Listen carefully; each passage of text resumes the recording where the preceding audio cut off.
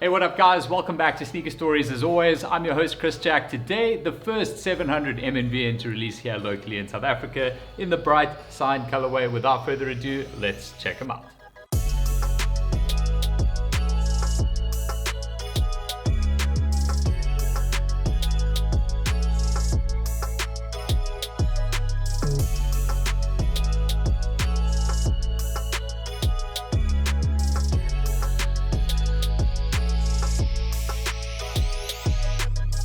Alright, so the Adidas Yeezy 700 MNVN, this, as mentioned in the intro, is the first time we're seeing one of these released here locally in South Africa. There've been a couple of different colorways in the past, but we haven't seen any local release, and it's always been one of those shoes that I've been kind of dying to see in hand because I'm a huge 700 fan. In fact, I've got a lot of them, majority of them, but I'm just going to use these sort of three right now to show you the differences that you're getting. Obviously 700 V1, that's one of the more recent colorways, the Sun, and then the V2, this is the geode colorway with a slightly different reimagined upper, and then you had something completely different, the 700 V3, which was a complete silhouette change. It didn't have boost, all of those kind of things in it, but the 700 MNVN basically fits the V1 and V2 silhouette profile, however has a massive change to the upper of it. And I honestly, I don't know what the purpose of the shoe. I've got to be incredibly honest and say this is probably the most underwhelming shoe that I've seen from Yeezy.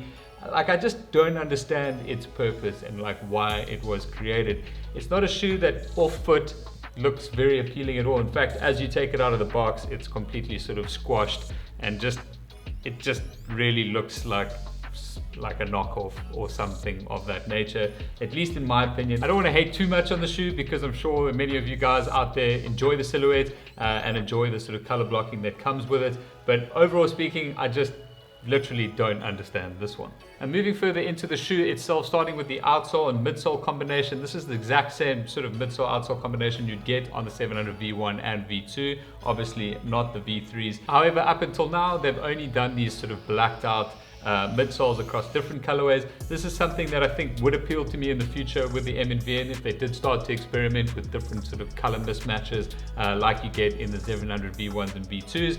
It just seems a little bit heavy underneath for me, but that is a personal preference. I generally don't wear fully black midsole shoes. I just find that I can't really pull them off personally. However, when you move to the upper of the shoe, they've completely re-engineered this, including a full nylon sort of mesh upper construction, and in this particular case it's done in a bright Cyan colorway. Now, forthcoming in terms of colorways for the rest of the shoe, the rumors point to two other different colorways, a blue tint variation coming in September, followed by a honey flux colorway in around October. So if those two ones catch your attention more, perhaps it's something to wait for in terms of getting them, as I think now that we've had this one here locally in South Africa, we might have those two colorways as well. But speaking about kind of demand just based off of this, these things are still pretty much sitting in a full-size run about 3 days later on the Adidas website, and I know there are definitely still pairs at Shelf Life, the other retailer that released them locally here. I'm going to get into price points again. These are 4,499 Rand, which generally speaking on a 700 model is pretty decently priced. I mean, we started out paying 5,000 Rand for 700. However, in the rest of the world, especially the States, they did drop to $220, which is around 3,000 Rand. So we're still paying a pretty heavy premium on these locally here, which I think is a big part of the reason, people aren't buying them all out, in one sort of sitting. But price points aside, moving further into the shoe, I want to just talk about the toe construction here. It's one of my favorite features on the 700 MNVN. It's kind of got this rubberized texture towards the front, but it really glues nicely to this nylon upper. You've got 2 hits of 3M here in the toe, and then obviously the standout detailing here in that quarter panel with the 700 branding done in reflective 3M silver. Then from a lacing perspective, you do have one of these sets of these laces, which I've never quite understood, with a pull tab on it. What really blows my mind with this release, as we have seen with pretty much all the other Yeezy releases of recent, they do give you a normal sort of standalone set of laces to lace in here if you want to cut these off and just have more traditional laces. They don't provide you with a set for this pair, which is even more confusing, is that there's an extra eyelet here at the top of the shoe, which literally serves no purpose if you don't have other laces. But looking underneath at the tongue, you've got a leather exterior here. The tongue is basically neoprene on the inside of it. It is insanely thick, so it really is quite comfortable on foot and does definitely hug your foot, obviously when you have them on. But the rest of the interior in and around the heel section over here is also a sort of neoprene fabric, mostly just in the heel section, and then as I already mentioned, the rest of the construction, the upper, is just this bright Cyan nylon. In the heel section of the shoe, you've got a bit of a texturized, I guess this is kind of a rubber material, just providing a little bit more structure in the heel section.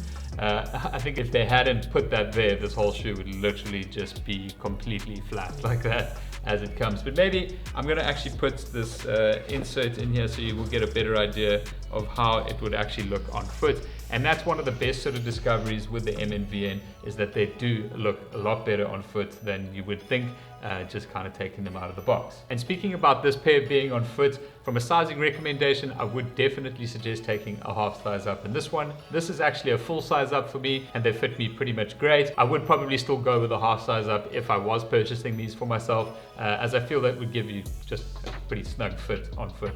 Now in the Americas and probably Europe as well, these did release in full family sizing, again at $220.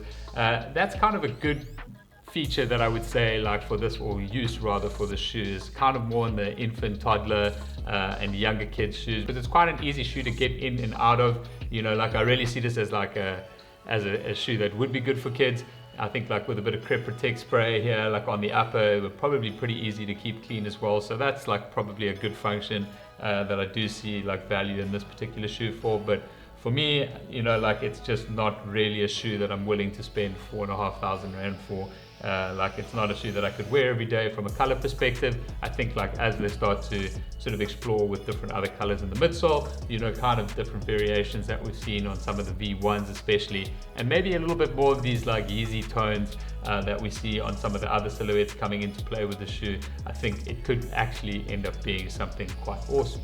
But that's pretty much it for my thoughts on the 700 MNVN Bright Cyan. Like I'm stoked that we had them here in South Africa, but it's just like, it really just isn't a shoe that's worth the money in my opinion. That I'm totally happy to spend on a 700 V1 or V2.